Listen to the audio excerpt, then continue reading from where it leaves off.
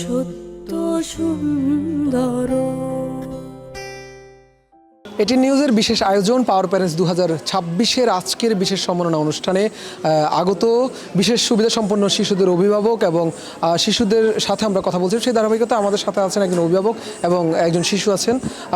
আপা, একটু জানতে চাইবো যে আসলে এই যে আজকে যে এত সুন্দর একটি আয়োজনে এসে কেমন লাগছে, কি বলবেন? আলহামদুলিল্লাহ, অনেক ভালো লাগছে যে এরকম একটা স্পেশাল বাচ্চার জন্য আমি পারছি। অনেক অনেক ভালো লাগছে। কখনো ভাবতে পারি না যে আমি এই জায়গায় আসতে পারবো। আজকে স্পেশাল বাচ্চার জন্য তো এই জায়গায় আসা অনেক ভালো লাগছে। আচ্ছা, এই যে আপনারা তো জন্ম নেওয়ার পর থেকে সন্তানকে নিয়ে আসলে বেশ কঠিন একটা সময় পার করেছেন। এখন কেমন আর তখনকার অবস্থা কেমন ছিল? আমি যখন যখন হয়েছে তখন তো বুঝতে পারি না, 2.5 বছর পর্যন্ত অনেক করতো, বুঝতে পারতাম না যে অটিজম কি, এই জিনিসটা আমি বুঝতাম না। যখন আস্তে আস্তে বড় হলো, স্বাভাবিক স্কুলে দিলাম, তখন বলতো যে আপনার ছেলে তো না স্বাভাবিক না, আপনি অন্য স্কুলে দেন। তো তখন অনেক কষ্টে ছিলাম, ওরে নিয়ে কোথাও যাইতে পারতাম না। কিন্তু এই বসুন্ধরা স্কুলে দেওয়ার পরে আলহামদুলিল্লাহ আমার 4 বছরে আমার ছেলে অনেক ইমপ্রুভ হয়েছে। অনেক পরিবারের সাপোর্টটা কেমন পারবা?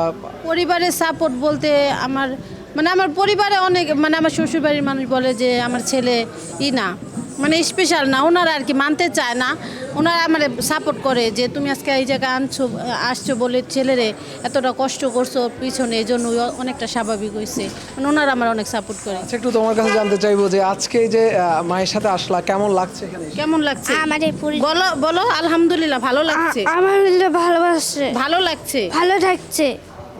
আচ্ছা আপা, শেষ জানতে চাইবো যে আসলে কখনো এমন মনে হয়েছে কিনা যে যখন আপনি থাকবেন না সে তাকে সাপোর্ট দিবে কে, বা সে চলতে পারবে কিনা, এই ধরনের কোনো চিন্তা কাজ করে? হ্যাঁ, এটা তো একটু আগেও মনে হয়েছে যখন ভিডিওগুলো দেখছি যে আমার কিছু হয়ে গেলে তোর দেখার মতো কেউ নাই, ওর বাবা নাই, ওর কে দেখবো।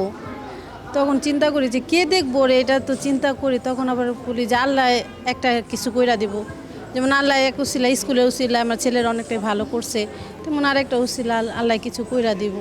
ওকে আপা, এটি নিউজের পক্ষ থেকে আপনার সন্তান এবং আপনার জন্য সবসময় শুভকামনা এবং দোয়া থাকবে।